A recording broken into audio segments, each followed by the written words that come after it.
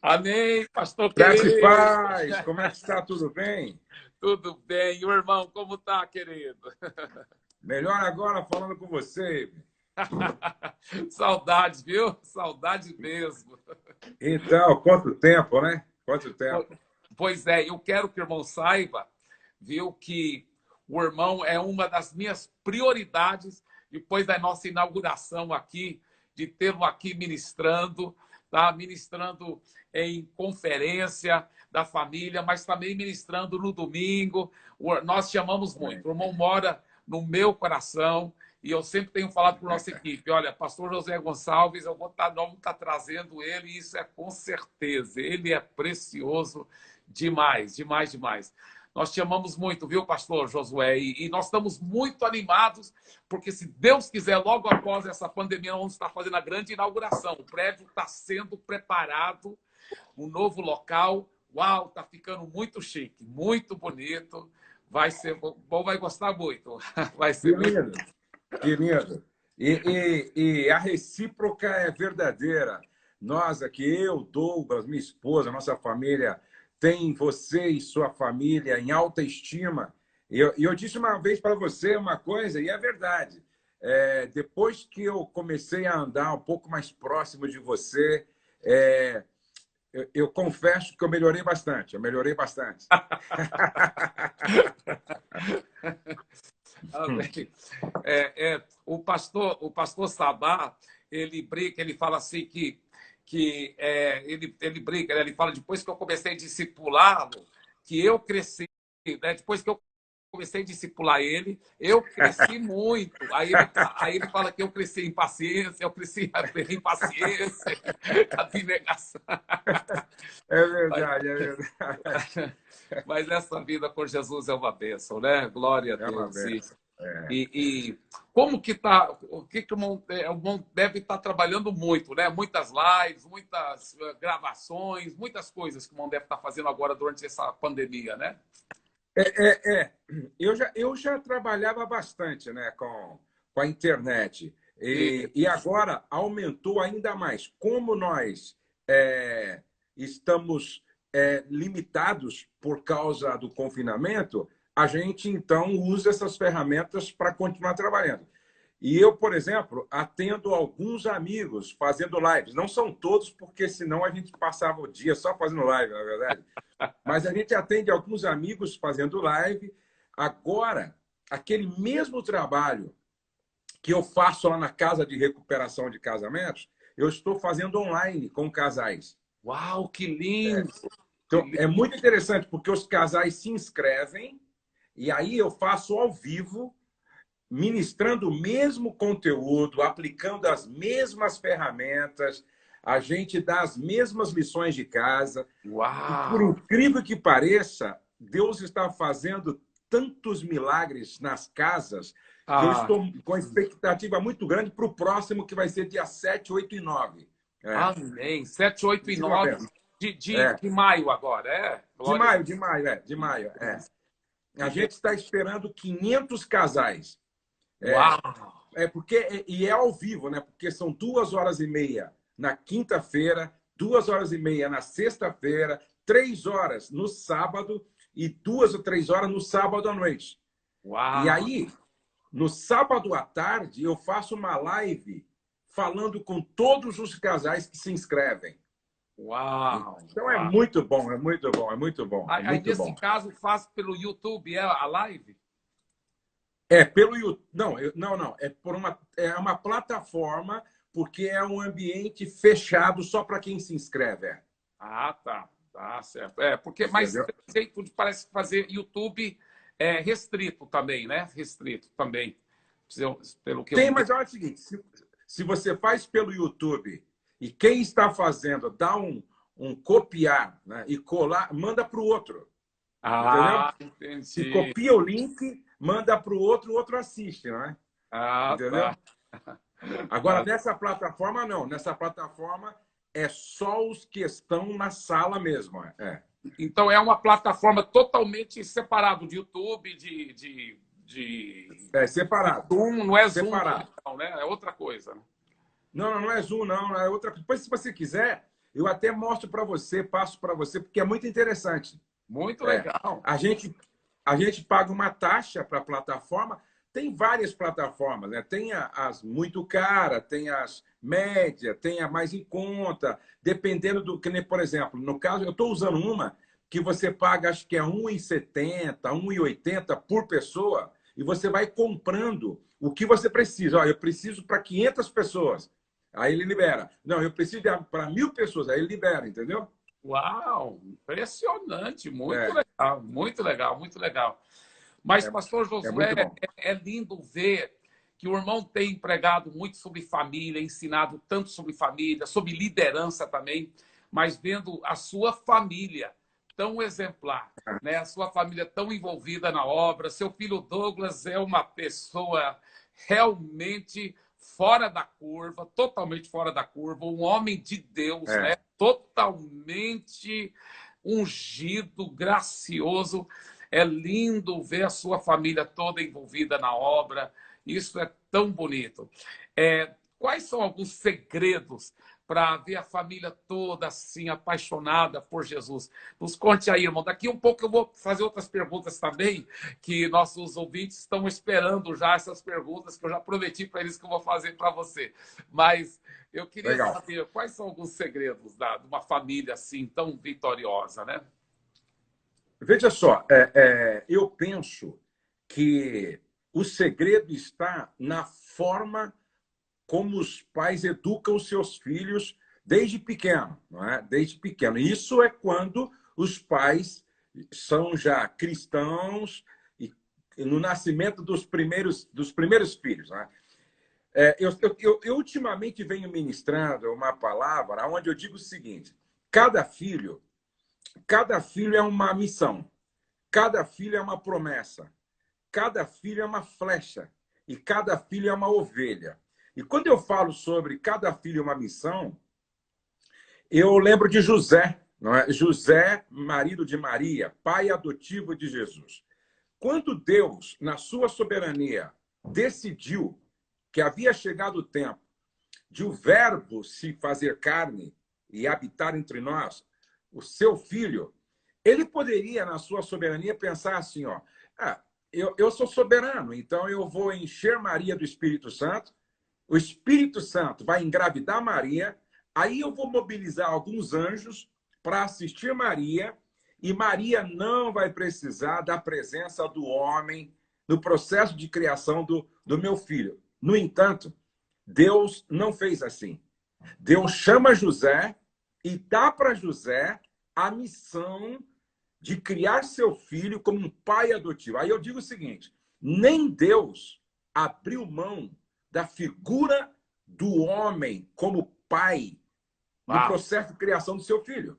Então, uau, olha só como a presença do homem como pai, como referência, como modelo, como sacerdote, é fundamental. Tão fundamental que nem Deus abriu mão dessa figura para que Jesus olhasse para José e dissesse: olha, eu tenho um pai, eu tenho uma referência, eu tenho um modelo, eu tenho um educador. uau, Agora, uau.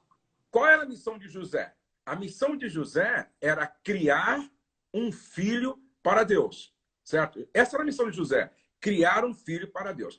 E aí eu fico pensando, Edu, o seguinte: isso aqui não está na Bíblia, eu fico imaginando. José sabia quem era Jesus? Sabia. Maria sabia quem era Jesus? Sabia. Se eles, então, sabiam quem era Jesus, eu acredito que eles criaram Jesus com uma coisa na cabeça: nós não podemos errar. Uau, Nós não podemos errar, uau. porque nós estamos criando o Salvador, nós estamos criando o Redentor, nós estamos criando o Messias. Nós não podemos errar. Agora, a minha missão e a sua, como pai, é a mesma de José. Porque qual é o grande sonho de Deus? Ter uma família com milhões de filhos parecidos com Jesus. Uau. Então, se a gente pergunta para Deus: Deus, no cumprimento da minha missão como pai, quando é que eu sei que estou fazendo o trabalho bem feito? Deus diria assim, ó: você está criando filhos para se parecerem com Jesus? Porque se você estiver criando filhos para que eles sejam parecidos com Jesus, você está muito bem no cumprimento da sua missão. Porque esta é a vontade de Deus, que os meus filhos se pareçam com o primogênito, que é Jesus. Agora, a pergunta que fica é: como é que eu crio filhos para que se pareçam com Jesus? Como é que eu formo o Douglas, a Letícia, o Pedro, de uma maneira tal que eles se pareçam com Jesus? Uau. Não existe outra forma. É só quando eu, pai, me pareço com Jesus. Uau! Não adianta eu querer ter filhos parecidos com Jesus se eu não pareço com Jesus. Não adianta querer ter filhos parecidos com Jesus se eu estou parecendo um capeta, né? É isso aí. Eu sempre digo para o pessoal, você quer que seus filhos se pareçam com Jesus, mas o seu comportamento, a sua atitude, a sua fala tem mais a ver com o diabo, pô. Entendeu? Inclusive tem mãe que chama os filhos de capetinhas. Tem pai que chama os filhos de diabinho. Agora, eu pergunto, quem gera um capeta é o quê? É mesmo, quando eles falam, esse capetinho, aqueles que estão dizendo, eles estão dizendo também que... Exatamente, que geraram esse capeta, não é? Então, para que a gente tenha uma família apaixonada por Jesus, o papel do pai, ele é decisivo. Sabe, o pessoal sempre me pergunta, Josué, nessa pandemia, nessa crise, nesse confinamento, distanciamento social, nessa reclusão, como é que a família vive de forma harmoniosa e pacífica? Eu disse, olha, nós precisamos repensar os papéis de cada um. Toda a confusão que está acontecendo dentro das casas tem a ver com uma inversão de papéis. Uau! Entendeu? Uau! E essa inversão de papéis é que desestabiliza emocionalmente, entendeu? É que dá brecha para a ação do inimigo dentro de casa. Por exemplo, eu tenho dito o seguinte, quando o homem, porque o homem é a base, não é? Quando Deus começou a construir a família, quem ele fez primeiro foi o homem. Sim. Quando eu começo a construir uma casa, a primeira coisa que eu faço é a base. Sim. Então, se Deus fez primeiro o homem, é porque ele seria a base, certo? Sim. Sim. E o que significa dizer?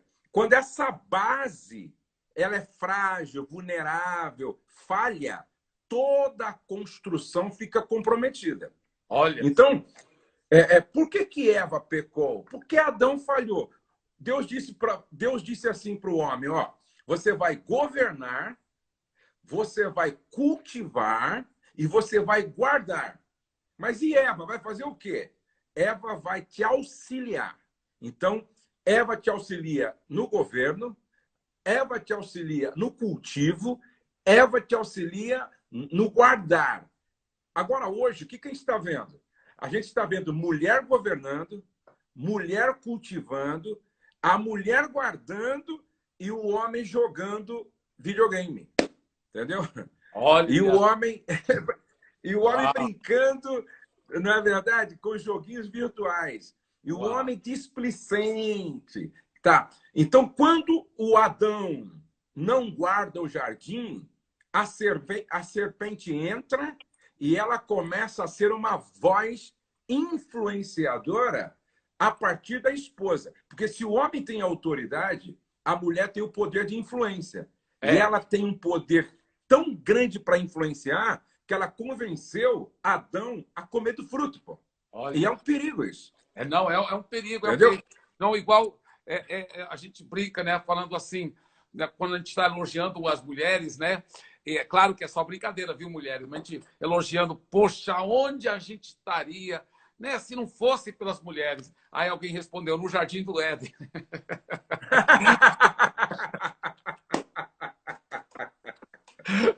Mas é só brincadeira, claro. É verdade, é verdade. Inclusive, tem gente aí que fala que o coronavírus foi uma invenção da mulher, né? Eu já ouvi essa. Porque diz que o coronavírus fez o homem ficar em casa e fez o homem ir para a cozinha, fez o homem fazer o que ele nunca tinha feito na vida dele, não é? Você já viu aquelas lives do Ceará, o live de Ceará, né? Ele falou, estou fazendo live o dia todo. É live louça, live roupa. É verdade, é verdade. É verdade. Mas... Então, quando os papéis são definidos e cada um compreende o seu papel, aí há uma harmonização em tudo em casa. Aí fica mais fácil, né?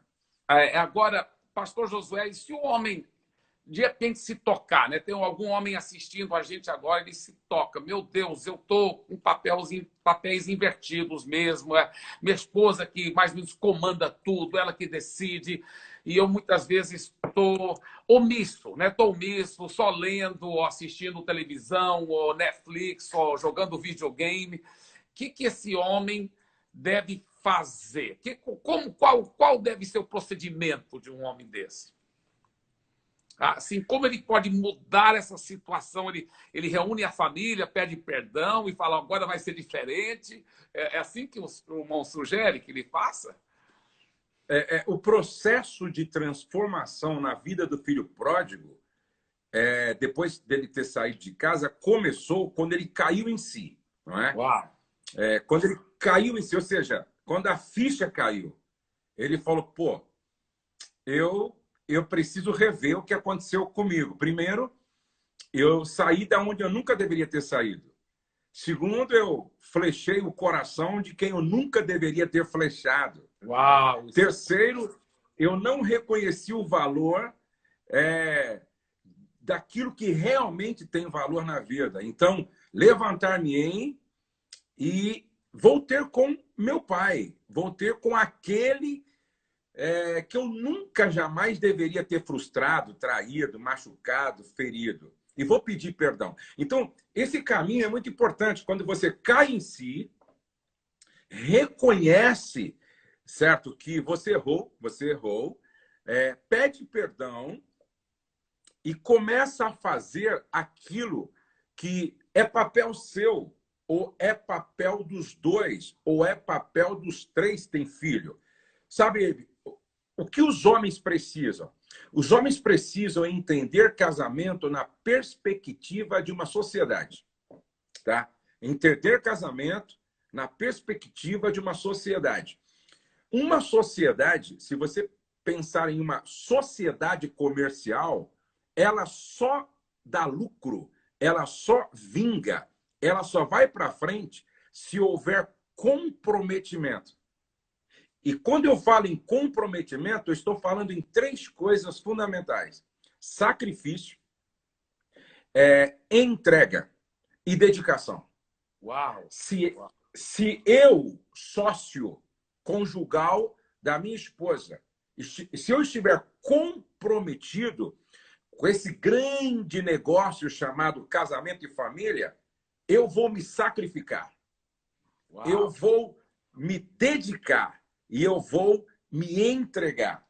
Não é que eu não deva ler, não é que eu não deva jogar videogame, não é que eu não deva assistir uma boa série na Netflix, mas isso vai ser feito depois que nós dois formos para a cozinha, para a sala, para o quintal, cuidarmos das crianças, depois que os dois... Até porque, quando a gente junta forças, esposa, marido, filhos, para fazer uma tarefa, fica mais leve, se faz melhor, se faz mais rápido, e aí sobra tempo para diversão, para brincadeira, para o lazer.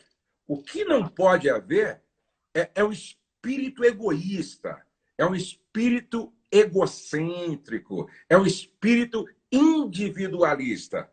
O que eu, marido, tenho que entender que casamento é uma sociedade.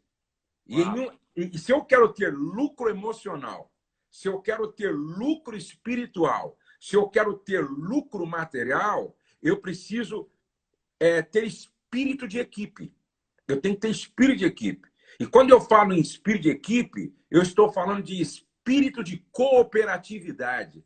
E Uau! cooperar, no original, significa operar juntos. Então, Uau! cooperar é operar juntos. Ó. Operando junto na cozinha, operando junto na sala, operando junto no quintal, operando junto no quarto sexualmente, operando juntos.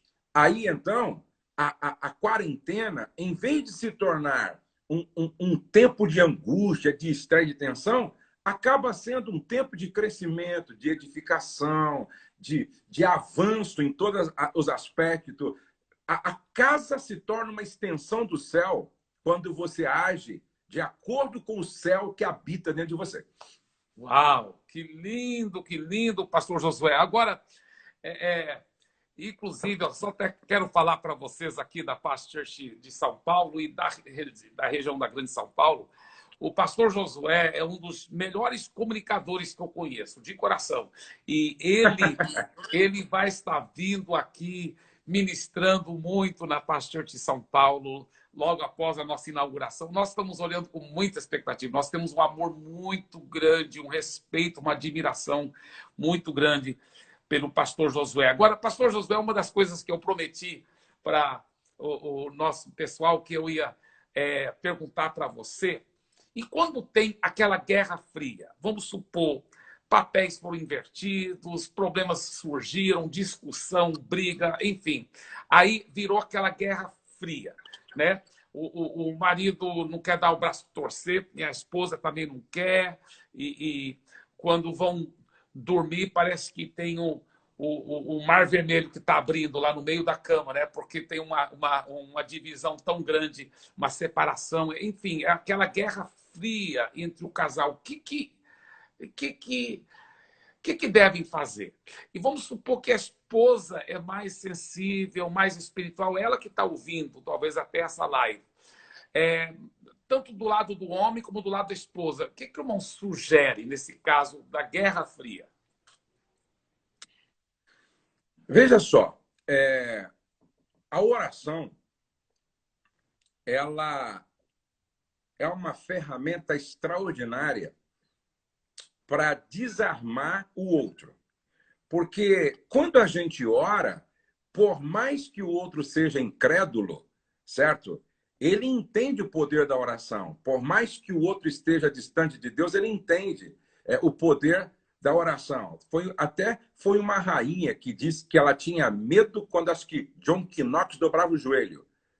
Até uma pessoa, às vezes, incrédula, ela sabe do poder que há, não é, em uma pessoa que dobra os seus joelhos. Então, a oração é um caminho poderoso. Segundo, o que é interessante que, por causa das lives que eu faço, das ministrações que eu tenho que fazer na igreja, eu me debrucei para estudar um pouco sobre mansidão, né? Porque esse é um tempo que requer mansidão, né? E aí eu estava estudando sobre mansidão, e aí eu vi que no original, quando Jesus disse assim, bem-aventurados os mansos, no original, a ideia é de amansar um potro, né? Amansar um potro selvagem. Por quê? Porque um potro selvagem não domesticado é uma força fora de controle. E uma força fora de controle, ela só dá coice, não é? Ela morde, machuca. Então, dentro de cada um de nós, existe uma natureza selvagem. Então, o que é mansidão na concepção de Jesus? O que era mansidão? Era ter a alma domesticada por Deus. Uau. Então, ter a alma domesticada por Deus. É o que nós precisamos. E aí eu tenho dito para os casais o seguinte: ou você ou ela não seja reativo, seja proativo. Por que não ser reativo? Porque o reativo, ele não é manso. Ele não tem a alma domesticada pelo Espírito Santo. Por causa disso, ele sempre vai responder de acordo com o que ele está sentindo. E esse é o momento onde todos nós estamos sensíveis. Todos nós estamos apreensivos. Por quê? Não há certeza de nada. Não há garantia de nada. Muitas coisas negativas acontecendo ao nosso redor. Então, todos nós estamos apreensivos. Então, há uma sensibilidade emocional. Agora, o mais maduro, até Paulo fala muito sobre isso em Romanos capítulo 14, que o mais maduro tem que compreender o estado do outro que não é tão maduro quanto eu. Então, se ele é reativo, eu vou ser proativo. E quem são os proativos? São aqueles que respondem não de acordo com o que está sentindo, mas de acordo com os valores, aqui, ó, com os valores da palavra. Então, eu não sou governado pelas minhas emoções e os meus sentimentos. Eu sou governado pelos valores e pelos princípios das Escrituras Sagradas. Então, é esse proativo que ajuda o reativo. Certo? Olha só. Por que as pessoas não entendem, hein? A Bíblia diz o quê? Lá em Romanos 12. Vença o mal com o bem. E aí as pessoas tentam vencer. O grito com o grito. O ódio com o ódio. Não é? A ira com a ira. A indiferença com a indiferença. Aí vai deitar. Não, já que ele não quer falar comigo, eu não vou falar com ele. Já que ele está me tratando com indiferença, eu vou tratá-lo com indiferença. Só que a Bíblia diz o contrário. Trevas se vence com a luz. O mal se vence com o bem. Não é? A maldição se vence com a bênção. A desgraça se vence com a graça. Você percebe? Então, tem que ceder. E aí, aqui que está assim, a chave. É perder para ganhar. Entendeu? Ou seja, eu perco, mas meu casamento ganha. Eu perco, mas minha família ganha. Entendeu? Eu perco, mas o testemunho do evangelho ganha. E aí, a casa se torna um lugar de cura e não um lugar patológico. Aí a casa se torna um lugar de libertação, não um lugar de escravidão e aprisionamento espiritual e emocional. Aí a casa se torna o céu e não o inferno. Mas aí, um tem que assumir o papel daquela mulher da parábola da dracma perdida. Ela não esperou o marido chegar para resolver o problema. Ela não esperou o filho chegar para resolver o problema. Ela não esperou a sogra chegar para encontrar o que se havia perdido. Ela assumiu ser a heroína da casa dela. Então, será que essa irmã que está nos assistindo, esse irmão que está nos assistindo, será que você não precisa assumir o papel do herói da sua casa e vai acender a candeia, certo? Vai varrer a casa e vai buscar os valores que se perderam e depois que encontrar, vai chamar todo mundo para celebrar. O que Deus espera de mim e de você é que você assuma esse papel de herói da sua casa ou heroína da sua casa. Uau! Tantas verdades poderosas que o irmão compartilhou, né? Que nós temos que perder para ganhar, né? Exatamente. E é verdade. Quantas vezes é muito melhor perder a discussão, mas conquistar o relacionamento, né? Exatamente. Isso vale a pena. Eu e a Andréia, antes até da gente casar, né? Eu falei com ela, amor, uma coisa que eu não quero nunca é aquele negócio daquela Guerra Fria, não quero a gente ficando de mal. Então, vamos fazer o seguinte. Quem for mais espiritual sempre vai pedir perdão primeiro. Que legal. Então, acabamos tendo uma santa competição, né? De quem ia pedir perdão primeiro, né? Se humilhar primeiro, né? Paulo fala assim, ó, irai-vos. É interessante, Paulo fala, irai-vos.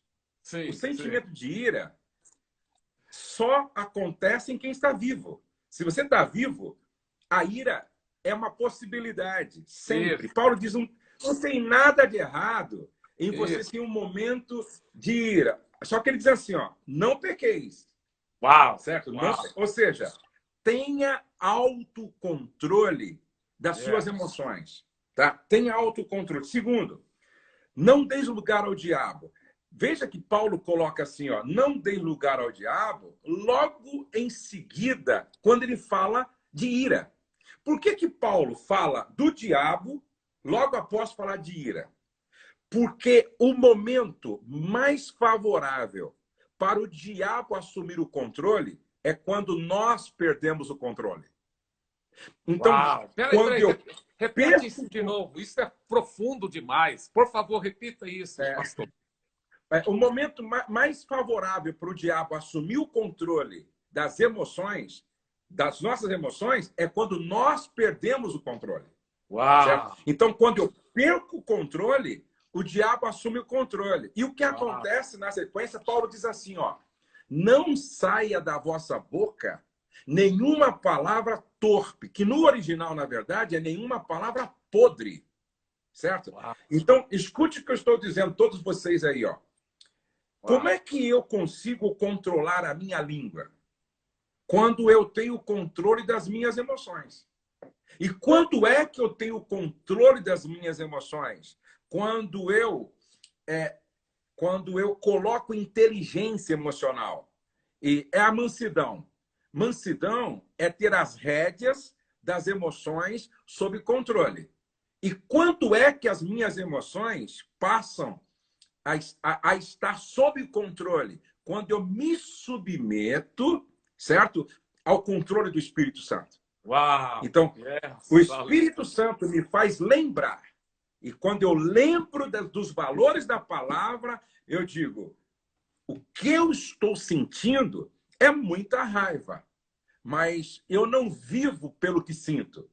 Eu vivo pelo que a palavra de Deus diz. E a palavra de Deus diz que bem-aventurados são os mansos, porque eles herdarão a terra. E não só Uau! escatologicamente. Não, eu sei que aqui no original está falando escatologicamente, mas eu vejo também o herdar a terra hoje. Então, quando eu sou manso, eu herdo a terra do coração da minha esposa. Quando eu sou manso, eu herdo a terra do coração dos meus filhos. Quando eu sou manso, eu herdo a terra do coração dos meus colaboradores, certo? Uau! Eu vou herdando essa terra dos relacionamentos, me tornando um pacificador, não é? Um construtor de pontes. Isso é tremendo. E isso é lindo demais. Como você disse, para nossa família ser igual a Jesus, nós, os pais, temos que ser também igual a Jesus. Eu achei interessante que o irmão mencionou pacificador agora, porque alguns anos atrás Deus me deu uma revelação tão simples, mas profunda em cima daquele versículo: bem-aventurados pacificadores, porque eles serão chamados filhos de Deus. Filhos de Deus. Veja bem, a pessoa pode até, se ela é nascida de novo, se ela já entregou a vida a Jesus, é um fato que ela é filho de Deus. Mas muitas vezes ela não é chamada de filho de Deus. Ela é chamada de filho de muitas outras coisas, mas não filho de Deus. Mas quando ela se torna um pacificador dessa forma que o amado está compartilhando, aí as pessoas olham para ela e falam: esse é filho de Deus, esse é igual a Jesus, então ele será chamado um filho de Deus, né? Exatamente. Isso é muito lindo. Isso é tremendo, isso é tremendo. Então, as pessoas precisam entender que também, até eu marquei aqui, ó, que mansidão, não é? Mansidão, ela precisa ser cultivada, né? A gente cultiva a mansidão, né? E como é que a gente cultiva a mansidão? Moderando as nossas expectativas em relação aos outros. Veja só que a Bíblia diz no Salmo 103, verso 14. O que o salmista diz? Ele conhece a nossa estrutura e sabe que somos o quê? Pó. O que você espera do pó? O que você espera do humano que vem de humus, que vem da terra, certo? Então, quando você entende que o seu irmão é um ser humano em processo de transformação, você diminui a expectativa. E quando você diminui a expectativa, aí a frustração é menor. Porque Uau! Uau! quem não erra? Não é? Quem não falha? Não é? Outra coisa muito importante também é que a gente possa entender que precisamos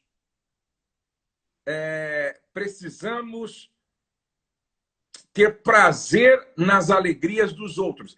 Eu sempre digo o seguinte: é muito fácil a gente chorar com os que choram. O grande desafio é a gente se alegrar com os que se alegram.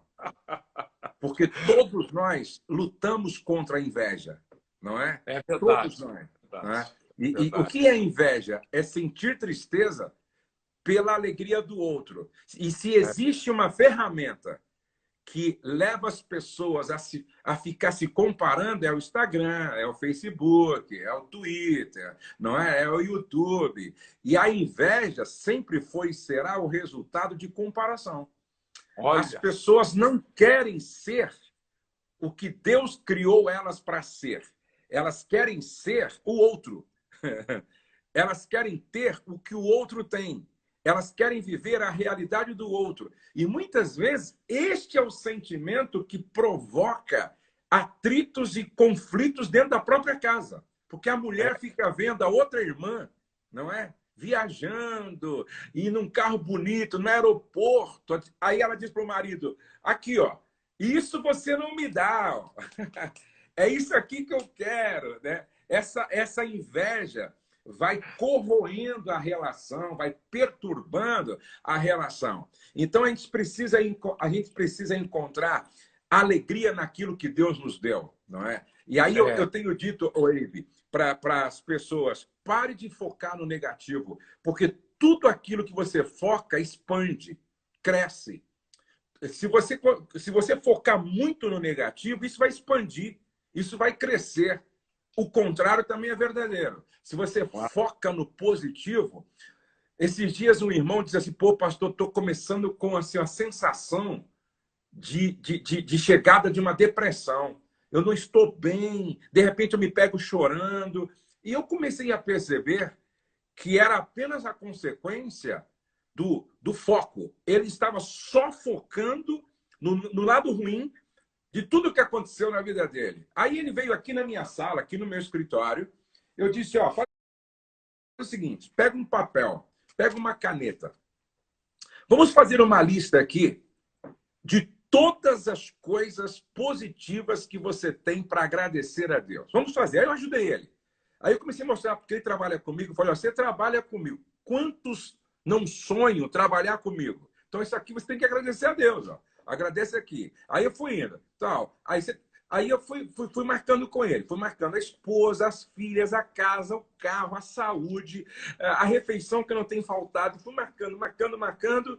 Aí eu falei: ó, você vai completar essa lista e durante 7 dias eu vou orar com você, e durante 7 dias dei alguns textos bíblicos para ele ler, e durante 7 dias, toda manhã, você vai ler essa lista e vai agradecer. Você vai ler essa lista e vai agradecer. Sabe o que aconteceu? No 7º dia, ele estava rindo sozinho. No 7º dia, estava cheio do Espírito Santo. Ele falou: pastor, isso é poderoso. Isso é poderoso, pastor. Eu fui curado. Percebe? Porque Glória quando você Glória. vive com espírito de gratidão, é ciência isso, é neurociência. O seu cérebro começa a produzir neurotransmissores, te colocando num estado favorável na presença dos homens e na presença de Deus. Não é à toa que a Bíblia diz, o salmista dizia: bendiz, ó minha alma, ao Senhor, e tudo que há em mim, bendiga o seu santo nome. Bendiz, ó minha alma, ao Senhor, e não te esqueça de nenhum dos seus benefícios. Por quê? Nós precisamos focar o positivo. Até nessa pandemia, tem coisas boas para a gente agradecer a Deus. Nesse confinamento, tem coisas positivas para a gente agradecer a Deus. Aí muda tudo. E é bom fazer isso de manhã. Sabe, eu costumo dizer o seguinte: o que você faz na sua primeira hora do dia determina como será todo o seu dia. Então já Ah, faz isso que eu falei logo pela manhã, na verdade.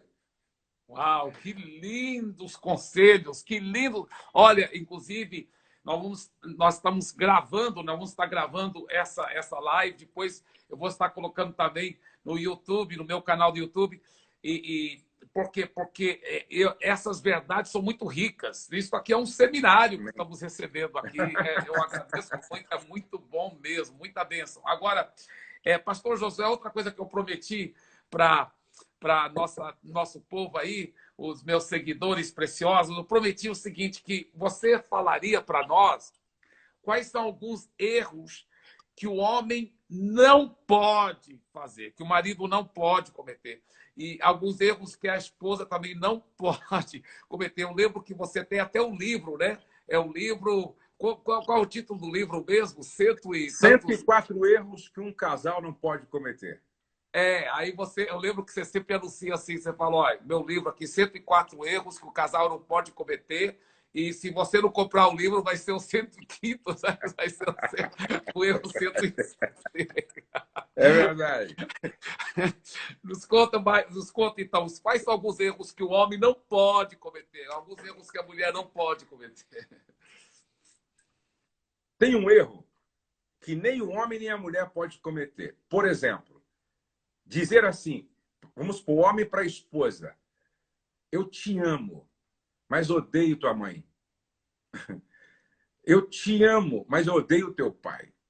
Ó, eu te amo, mas a sua família é um bando de mala sem alça. Esse é um erro que não pode ser cometido. Até porque não faz sentido. Quem ama, trata com dignidade as pessoas que são importantes para a pessoa amada. Então, quem ama sabe respeitar aqueles que são importantes para a pessoa amada. O que Uau! significa dizer que quando eu respeito a família da minha esposa, é uma forma de dizer para ela, te amo. Quando eu Uau! respeito os pais da minha esposa, é uma forma de eu dizer para ela, te amo. Então, esse é um erro que nem a mulher pode cometer e nem o homem pode cometer. Um outro erro é confundir individualidade com individualismo, certo? Individualidade com individualismo. Individualidade é o respeito com o espaço do outro. Isso é positivo. Todo casal precisa ter um espaço para viver sua individualidade. Isso é saudável. Por exemplo, eu estou aqui agora num ambiente que é o meu escritório e que minha esposa não fica toda hora aqui invadindo o meu espaço. Ela respeita e, às vezes, ela até bate na porta assim e diz, posso entrar? Por quê? Ela entende que esse é o espaço da minha individualidade e como ela tem o espaço dela lá também. Agora, qual a diferença entre individualidade e individualismo? Individualismo é uma atitude egoísta, quando a pessoa só pensa nela. Primeiro ela, segundo ela e terceiro ela. E os outros que se virem. Individualismo é egocentrismo, é Uau! egolatria. Então, homem e mulher não podem confundir individualismo com individualidade. Terceiro erro que o homem não pode cometer. E isso é muito grave. Quando o homem em casa diz para a mulher que às vezes é do lar. Quem é que põe comida nessa casa? Quem é que paga seu carro, sua gasolina? Quem é que... Não sou eu! Um homem que se comporta assim, ele está dizendo que importante é o que ele faz lá fora. E o que a Olha mulher só faz que forte. não tem nenhuma importância e nenhum Nossa, valor. Agora, escute. nossa. Se casamento é uma sociedade, os dois têm o mesmo valor. O meu Uau! valor como provedor é tão importante importante quanto o valor dela como educadora e cuidadora do lar. Então, um homem que diz para a esposa quem é que paga tudo, ele não entendeu o que é casamento e ele está colocando a esposa, desculpa a expressão forte aí, desculpa a expressão forte, ele está rebaixando a esposa a uma prostituta doméstica, Meu dizendo, eu Deus. te pago para Meu Deus. você me servir. Presta Meu atenção, isso é muito sério. Quando o homem trata a esposa como Cristo trata a igreja, ele reconhece tanto o valor dela ao ponto de dar a sua vida por ela. Uau, Então, esse é uau. um erro. Muito forte, pastor. Muito É. forte, muito bom, muito bom, muito bom. Agora, um erro que a mulher não pode cometer é dizer para o marido assim, ó, sexualmente falando, se você não precisasse disso, eu viveria muito bem sem isso. Meu Deus, meu Deus. Isso é muito grave. Isso é muito Ninguém grave. merece, ninguém merece. Infelizmente, inclusive, ó, meia-noite eu vou dar a última palestra sobre sexualidade na minha live. É a Uau. última palestra. Eu fiquei feliz porque acho que foi ontem, na minha palestra sobre sexualidade à meia-noite, tinha 1.620 pessoas. Eu disse, Uau. meu Deus, o pessoal está querendo Uau. aprender sobre isso mesmo. Então, deixa eu explicar para as mulheres algo. Veja só. A mulher é o elemento que reage. O homem é o elemento que age. As mulheres precisam entender que quando Deus fez a mulher, programou ela sexualmente de um jeito. Quando Deus fez o homem, programou ele sexualmente de uma outra forma. Então, nós somos diferentes. Então, as mulheres precisam entender que, para o homem, o diálogo sexual é tão importante que um homem sexualmente não satisfeito, ele não produz como poderia, ele não sai de casa feliz como deveria, ele se torna vulnerável diante das tentações. Você já leu o que Paulo disse em 1 Coríntios, capítulo 7?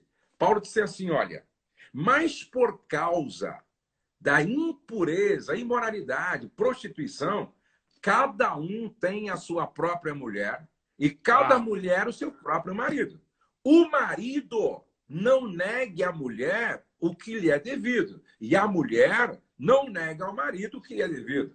Não vos priveis um ao outro, salvo por mútuo consentimento, para depois, para oração, tal, mas para depois ajuntardes outra vez, aí ele diz assim, ó, para que Satanás não vos tente por causa da incontinência. Então, vida sexual ajustada tem um caráter preventivo, certo? Vou repetir. Vida sexual ajustada tem um caráter protetivo.